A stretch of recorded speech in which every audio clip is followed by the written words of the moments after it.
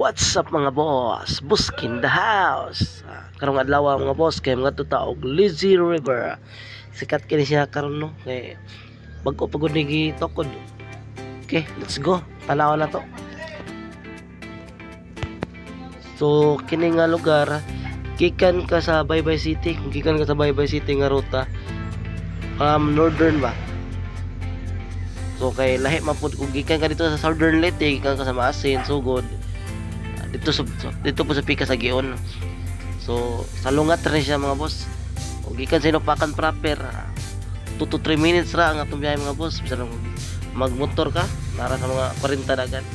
Okay, direta sa wala tagi boss kay gikan pag Baybay. Pero kung gikan tag sa Southern Leyte, tuo tagi sa tuo nga side paliko. Then asa nga eskina sa proper ta kay padulong man tanan diri. Wala na punta, wala.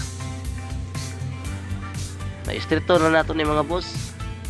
Mo ni ang barangay Bakong-Bakong, sakop ka sa Salinaw mga boss. Doon ra kayo ni na convenient pod kay nimrot ang kalsada. Na daghan na pud tao dire. No. Wala pa ang Lazy River sa una. Daghan na mga ligo dire kay atbang raman ang mga kantre, kaliguanan, mga sapa ba.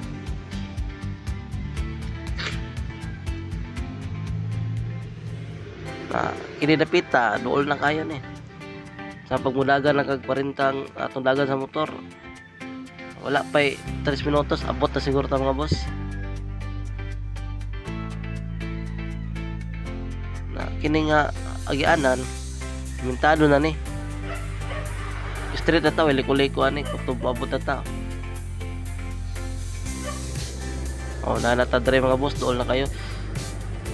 Pinakauna nga tulay nga dako boss, diara takutob kay naman di ang entrance na ayaw makabala ka gula may kwarta mga boss kay ang atbang nga naliguan na gapuna Carabao Beach na mga boss. Okay, nalata diri sa Lazy River.